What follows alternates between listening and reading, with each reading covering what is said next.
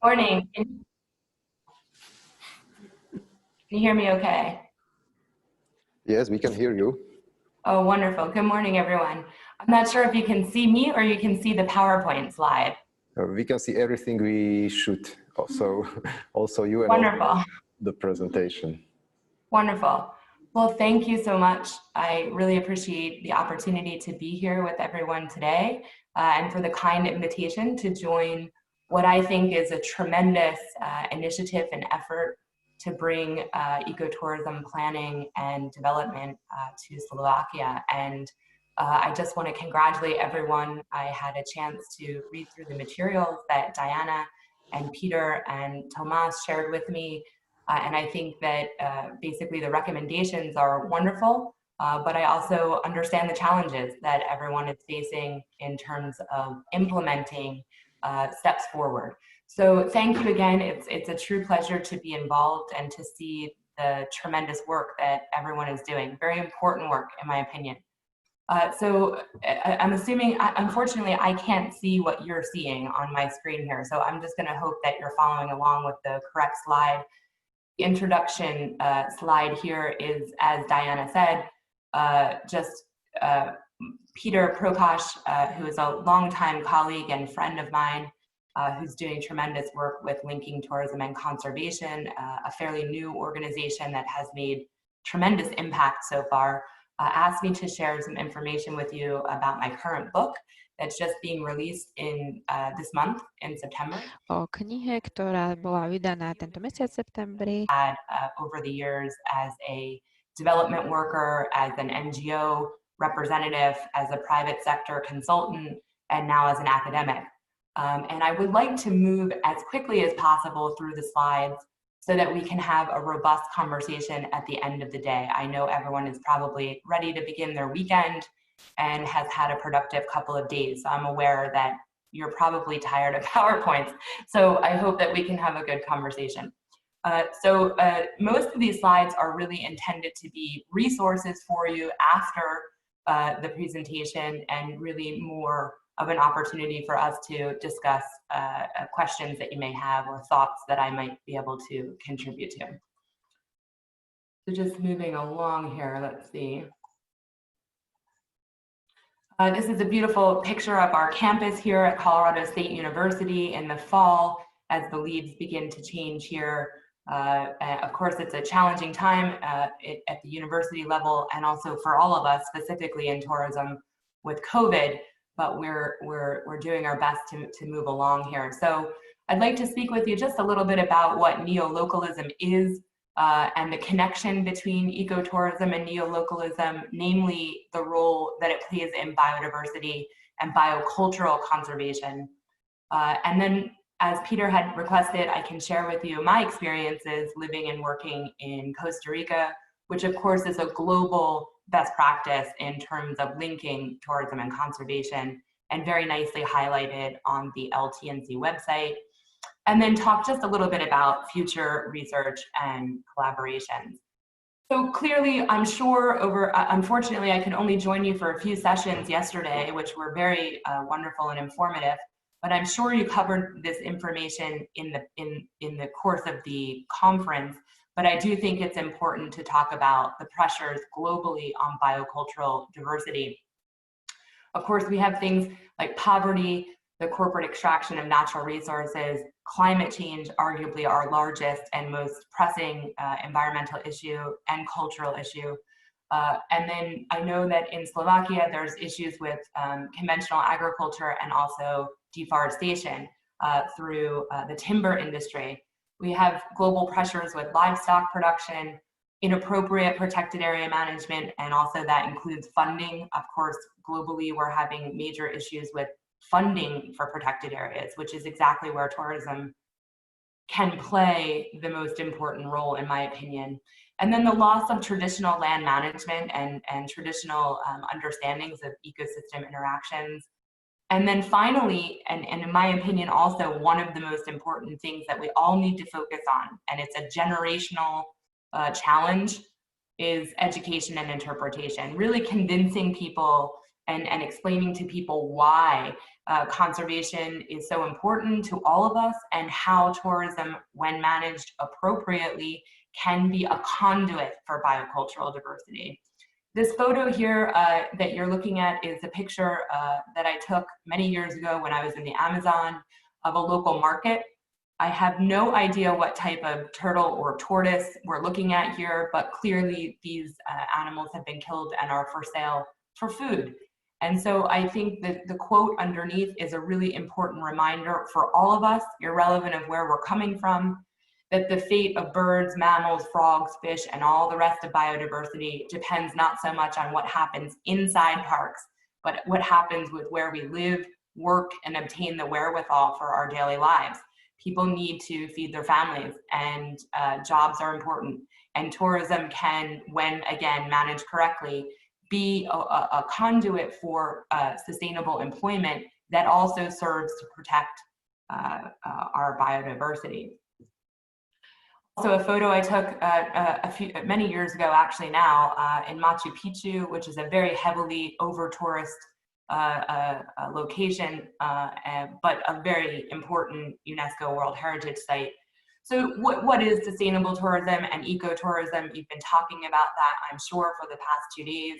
It's arguably the largest sector, and most importantly, the industry that supports protected areas most efficiently.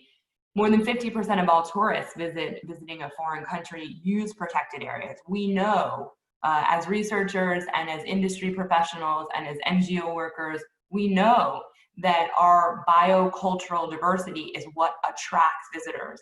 And so what better argument to protect that diversity for a sustainable economy.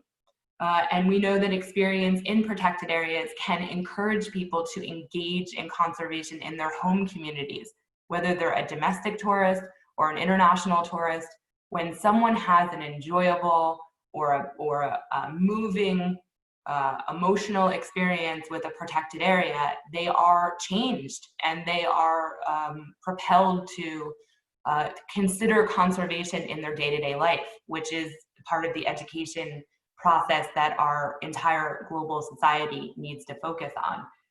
And finally, guiding demonstrations and all kinds of awareness raising can support protected areas by raising investments into conservation. When people care, they want to invest. So I've spent the past 20 years traveling the world, working with communities. Early on in my years, it was through development work, using tourism as a livelihood development tool to bring much needed money and jobs to developing communities. And then for many years also studying in Australia and New Zealand. I did my undergraduate here in the United States, and then did my master's degree in Australia in the far north Queensland area, which is a very rich biodiversity location right off of the Great Barrier Reef. And then worked for many, many years in the industry with several international NGOs, and then completed my PhD in New Zealand, where I studied the interrelationship between climate change and agritourism. And so I just share with you a collage of photos of the reality that, you know, we're all facing. Each community is unique, but there are some commonalities around the challenges to bring sustainable tourism and ecotourism that's well managed, that really results in conservation and not in overuse of our resources. So that's just to share with you a little bit about my background. So, you know, here's the core question that we're all facing. Again, whether it's in Slovakia or in our home communities, if you're not from that location, what is the point? Why does ecotourism and conservation matter when we have so many other challenges that society is facing? Well, the Convention on Biological Diversity contains the primary aim to prevent the extinction of known threatened species. Very exciting, just announced yesterday, which I included in the presentation for you, and the reference is there if you would like to read the article after the conference. There's been a longitudinal study conducted that proves that conservation action has prevented the global extinction of at least 28 bird and mammal species just since 1993. depending on your age. To me, that doesn't sound like very long ago now that I'm getting older, but irrelevant, it shows here that conservation is working. And we need that positive messaging, because for all of us who work in conservation, it can be a pretty depressing field sometimes with lots of challenges. And so I think this study is a really important study to share with your government, to share with your decision makers, to share with your students and your family and friends, that conservation has prevented the global extinction of these bird and mammal species. And so if you're interested in the article, the reference is there for you to read later, but I wanted to bring some good news. And tourism has played a part in that. Of course, we have to recognize that poorly managed tourism, tourism that doesn't have a plan, or tourism that does not focus on conservation, does the exact opposite. It can be a very consumptive industry. And so again, I congratulate all of you, and I'm so happy to be here, because these are the kinds of conversations, and this is the type of strategic planning that we all need to engage in, to use, to harness tourism as a conduit for biocultural conservation. At a global level, we know that tourism can advance the Sustainable Development Goals. And here, I'm sure you've discussed this over I would imagine, over the past couple of days. It's important that we have reached 17 global goals to not only reduce inequalities and poverty, but to encourage conservation. And tourism touches every single Sustainable Development Goal.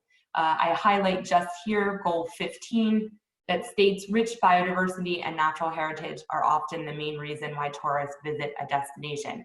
Again, for those of you that are having conversations with your local government or your national government, for those of you that are working with NGOs to try and promote education, this is important to highlight, that globally we understand that when tourism is managed correctly, it is one of our biggest assets in terms of conserving that which attracts visitors. Not to mention, obviously, all of the ecosystem services that we all need just as living, breathing human beings.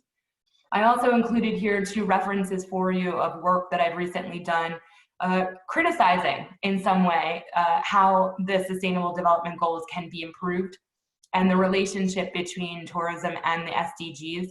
We can, of course, always make these global multilateral initiatives better. I celebrate them. I think they're incredibly important drivers for a collective vision forward as a global community. But of course, there's always ways in which they can become better. For those of you that work in education in any way, whether it's through an NGO or as a faculty member or just a community liaison, the second reference there is a framework, a fairly easy to use 5-point framework that talks about the way that we can start to cultivate critical tourism citizens, people that are aware, the average person, the average traveler can be aware of choices that they're making within tourism decisions to promote and funnel their money into good tourism, sound tourism, and often ecotourism. As I mentioned recently, just this month, finally, this book that I've been working on as an editor, but also as a empirical data contributor, is now publicly available. But I know, we don't benefit as academics from the sale of the book, so I'm not trying to encourage you to buy it in any way, but I did want to share with you some of the summaries of the research that came from this book. And if you're interested, of course, you can access the book online. As I said, I served as an editor, but also as a contributor of data. So what is neolocalism? New localism, this new emphasis on the role that local production and distribution and consumption can play. And so the synergies or relationship between neolocalism and tourism can really contribute to a discussion among the complexities of sustainability. Sustainability as a field, as a study, as an implementation and action is complicated. And we know that we need to increase community involvement. And this community involvement can enhance local autonomy and local sourcing. So we have multilateral agreements, we have international goals that we all agree to, but we also need to conserve the uniqueness of our individual communities. And the only way that we can do that is through local autonomy. So there's this challenge here to mix international agreements with local authenticity and autonomy. And I highlight this one phrase here because I think it relates very closely to what all of you are working on. The role of local production, distribution, and consumption can link people to landscapes and contribute to a deeper understanding of sense of place, which in turn supports local enterprise and local identity. Our landscapes are just as important as our cultural stories because it's what attracts people to visit our destinations. And in order to fight the omnipresent pressures of big corporation, of homogeneity, of globalization, oftentimes which forces destinations to become more similar to other places. This weakens our communities, and it also weakens our attractions. And so there's an intra-relationship between, again, biodiversity conservation and cultural conservation. And when people can experience an authentic landscape or an authentic food or an authentic story from a local person, they have these realizations, these connections about sense of place. So neolocalism is very much about conserving sense of place. And biodiversity is very related, is one of the core pillars to sense of place. So this book really outlines the theory behind that concept, but it also provides case studies. And so what I did for you, I certainly will not read this very text-heavy screen to you, but again, it's a resource if any of these case studies are of interest to you and your local project that you're working on or your national project that you're working on. We've really taken a look at, from multiple contributors around the world, the role of festivals, arts, transportation, governance, which is most important in many ways, the role of migration, identity, food, heritage, and theory, and the way that these attributes of tourism need to be a focus in order to, again, conserve sense of place and that biocultural diversity. So that's just an outline for you of the primary case studies and, in essence, the chapters of the book. In case those are of interest to you, you can certainly access them after the conference, or you can ask me specific questions. So what's the summary? You know, we've learned a lot as the editors and the authors of this book about the role that neolocalism can play in conservation of place. And so we're working on a new framework about neolocalism, and this is basically the rough draft. We're producing another journal article now about what we learned from these case studies. And so here are some guiding recommendations if you're interested in utilizing neolocalism as a way to build ecotourism and as a way to conserve your community's sense of place. Sound governance, so tourism planning. There is a lot of planning that has happened around the world, and there's a lot of bad planning that's happened. So what is good planning, and understanding the relationship between governance and sound or good or sustainable tourism planning. Also, strategies for DMOs. I know you had a lot of discussions around the role of DMOs. And so how can DMOs support micro-enterprise and entrepreneurship strategies?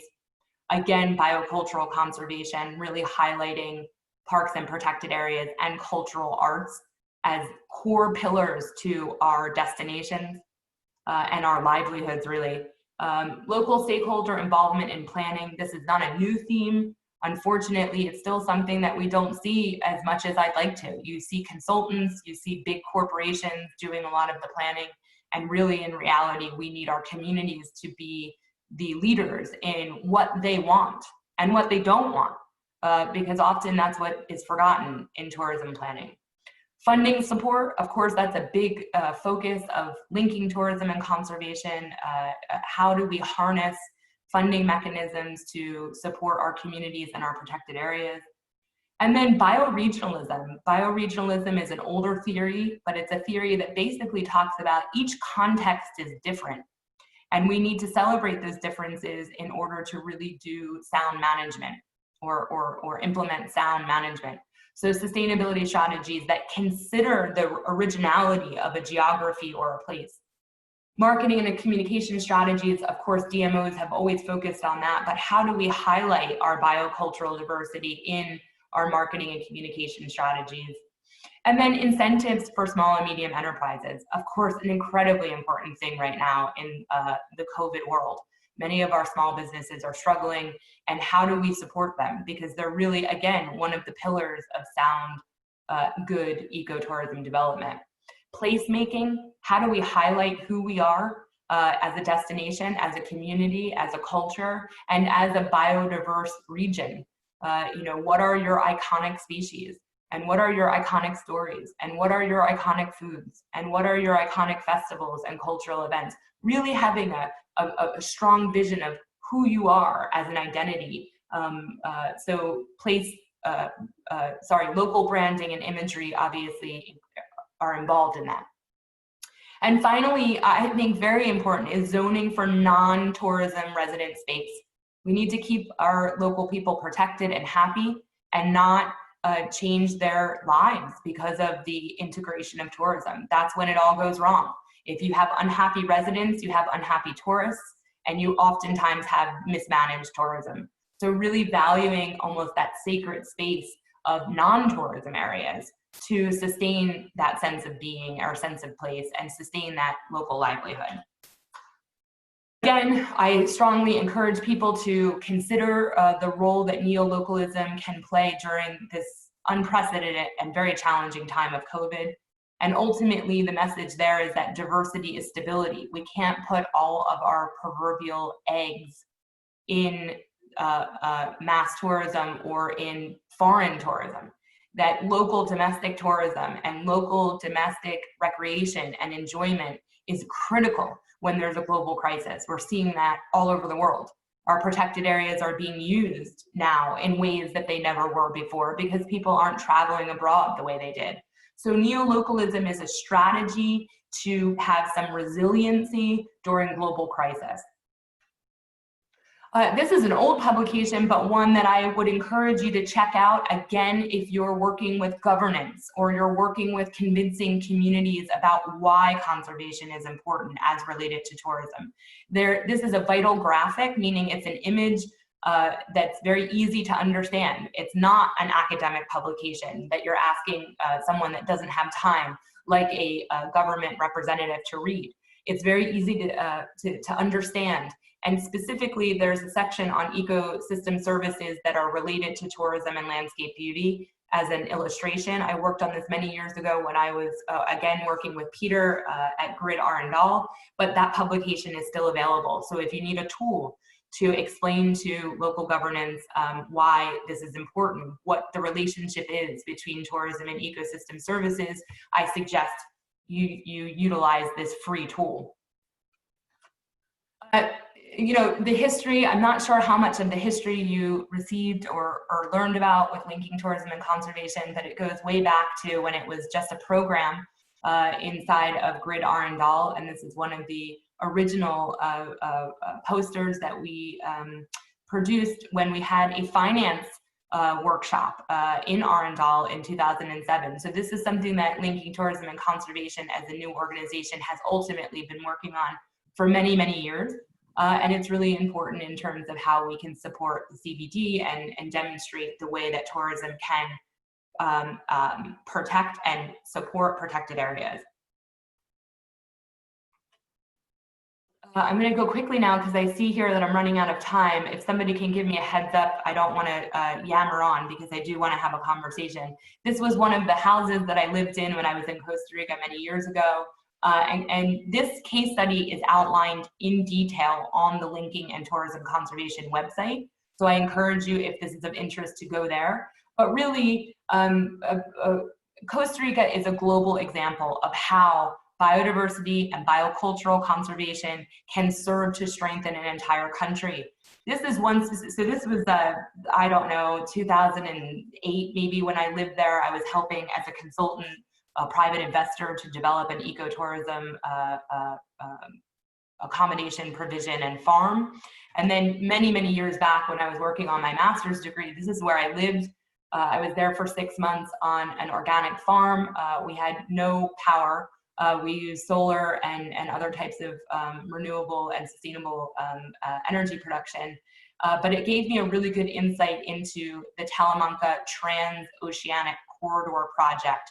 It was a GEF, Global Environmental Fund project originally, and basically it was the first project that I'm aware of that looked at creating a biological corridor. I'm not sure if you can see my cursor here in the lower part of the country that went from Puerto Viejo across the country, and it connected all types of aspects of what you've been talking about over the past 2 days about the relationship between biodiversity friendly forest management, tourism development, local and regional ecotourism products to create this transoceanic corridor. So kind of a cool project to check out. But overall, what's the big point? Listen, Costa Rica is winning. They're winning in lots of ways, but of course, forest cover and conservation is the underpinning reason as to why people go to Costa Rica to see the biodiversity. And there are many stakeholders that were involved in making Costa Rica the global best practice that it is. Everything from the Institute of Costa Rican Tourism to the strong, very strong and very successful certification mechanism, national CST certification mechanism that is recognized by the Global Sustainable Tourism Council. But then they also have private sector involvement. For example, Nature Air, it's the first domestic carbon neutral airline. They donate a lot of money to protected areas, but they also have invested in their own business to make it more sustainable. Most interestingly, from my perspective, is this final point down here is FONAFIFO. It's a Spanish acronym for the National Forestry Financing Fund. I encourage you to look into FONAFIFO as a strategy for financing the protection of existing forest stands, but also initiatives through financing for private landholders to regrow. And that's sometimes obviously a very important thing if you're facing deforestation as a major challenge, or the timber industry.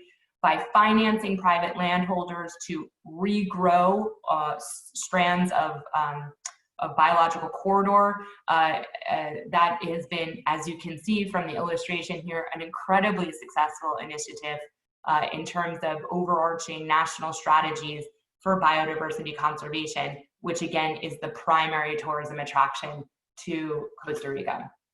So in summary, when planned and managed correctly, ecotourism and sustainable tourism can indeed be a conduit for biocultural conservation. And we know as a global society, as researchers, that biodiversity and cultural heritage are the attractions. It's that unique sense of place that brings visitors, whether they're domestic visitors or international visitors. And we need to encourage that message to our government and to our stakeholders and to our communities and to our students, that is our richness, literally. Neo-localism is an example of a tool for diversifying the tourism system and for encouraging local resident-led ways forward. Of course, it needs to be managed. The book is also critical of when neo-localism goes wrong. Ecotourism and sustainable tourism can contribute to the SDGs, the global initiative for improving livelihoods and conservation. And there is hope in biodiversity conservation. We need that hope sometimes. Hope is a tricky thing because I don't want hope to lead to inaction. We can't just sit and be hopeful. We have to be hopeful and take action. But we can, through extending protected areas, through public-private partnerships, and through local autonomy, all the way through to international agreements, there are paths forward to encourage and succeed in conservation. And finally, obviously, transitioning from unsustainable monocrop agriculture or other types of consumptive industry, we can include tourism in a multi-systems and multi-crop perspective or approach. So in reality, that's the overarching presentation here. I would encourage you to visit my new Tourism and Conservation Lab.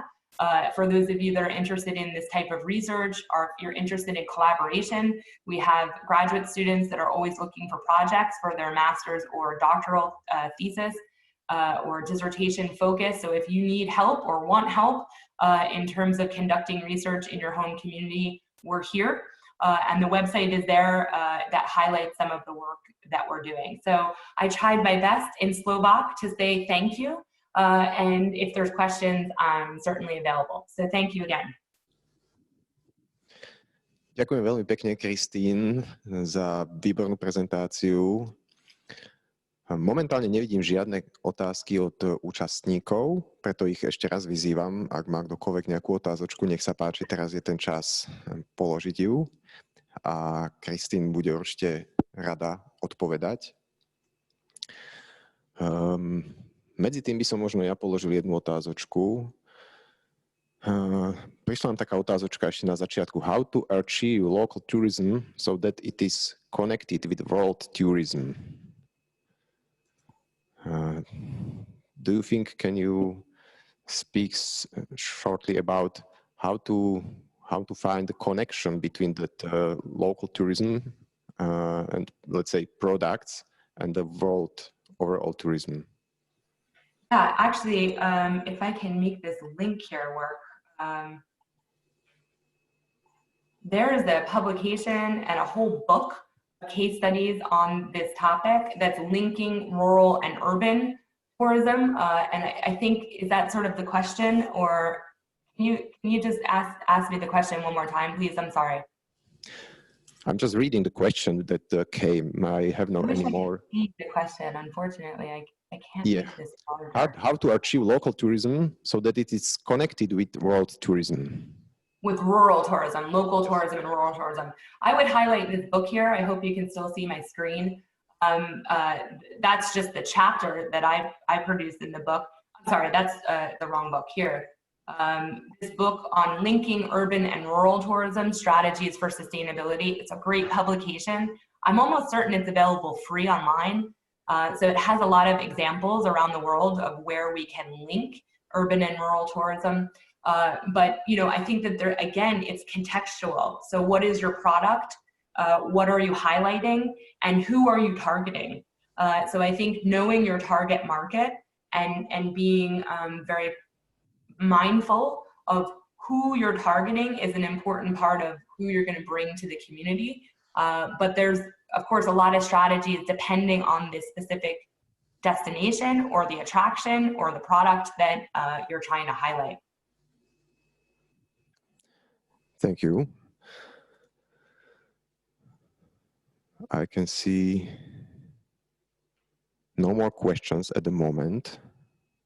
So I think everyone is probably tired from their important 2 days of working together. But again, I congratulate everyone. And if anything that is, I'm sure you'll make my PowerPoint available to the participants. And so if there are any specific questions after the fact, my contact information is there. I'm happy to help. And also happy to have graduate students involved in projects where you may need assistance in terms of research or ideas or planning, because we work with communities often to help with aspects of sustainable tourism planning. Thank you so much. In this case, we have still a few more minutes, so maybe now it's time for some conclusion or last words from Peter Prokos. So Peter, if you are online still, you can speak now and we can hear you. Yes, Thomas, obviously, and I think it was great that Christina Cavaliere could summarize major questions which you have probably raised through the whole conference. I could not follow everything, but I strongly believe that it was a very valuable conference where you had a lot of local practitioners and people which know the area and are involved in local tourism and have nicely combined it with experiences which are achieved in other parts of the world. So I very much hope that this combination of working locally and at the same time look out where other examples are which you can use for your local ecotourism is the way which brings you forward with your aim to develop ecotourism also in your jurisdiction in Slovakia in a way that it supports both the local communities and the people which are providing the ecotourism services and the protected areas. So if that comes together, then it will be a real win-win-win situation.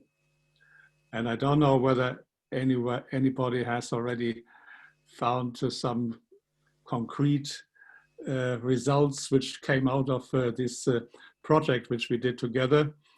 But I very much hope that there will be a real impact for the future. And we at Linking Tourism and Conservation would be, of course, also very happy if we could follow up what you are doing, and would be very happy if we can be involved also in any future projects in your country.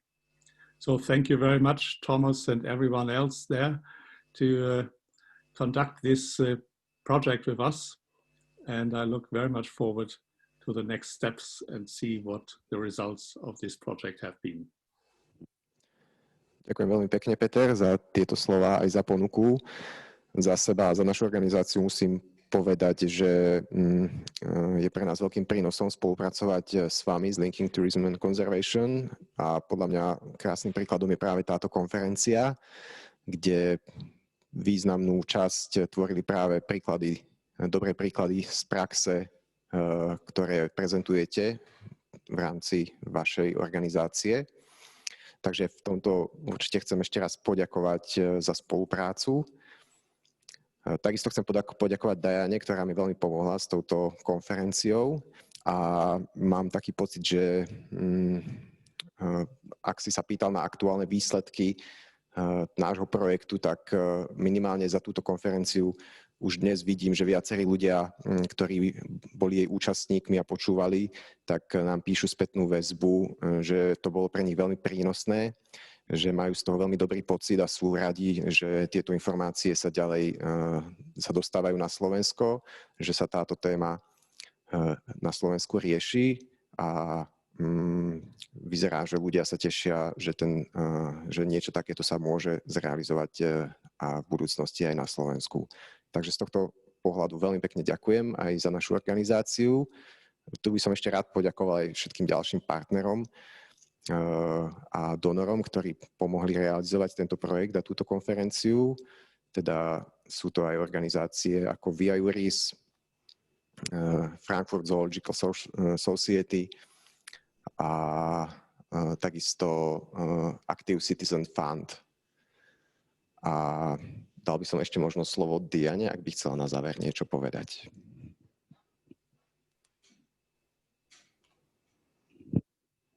Yes, thank you, Thomas.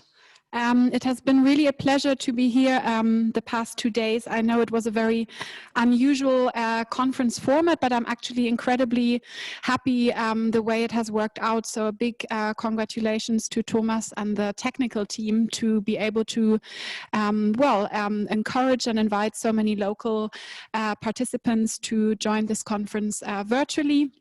And I think we've really, I've learned a lot about local tourism here in Slovakia, about the challenges you are facing, but also, the commitment and the hard work of many of your partners here in Slovakia. So it has been very motivating also in a way, and as Peter already very nicely said, I hope that this journey continues and that we can continue to work together with LT&C and Aevis and other partners here in Slovakia. We are looking forward because we are having a weekend of field visits ahead of us where we're going to go hiking in the Slovak mountains. So that's a very nice end to this conference. And yes, thank you again for having us here and for working with us. And it has really been a pleasure.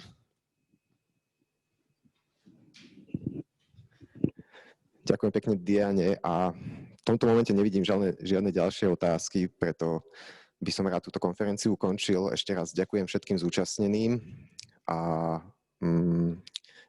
ďalšie informácie alebo nejaké výstupy z tejto konferencie budú zdieľané s jej účastníkmi a s registrovanými účastníkmi počas budúceho týždňa. Takže verím, že sa nám podarí zdieľať s vami prezentácie a teda tí, ktorí nestihli všetky prezentácie vidieť naživo, si ich budú môcť pozrieť niekedy v budúcnosti. Ešte raz všetkým ďakujem a prajem vám pekný víkend.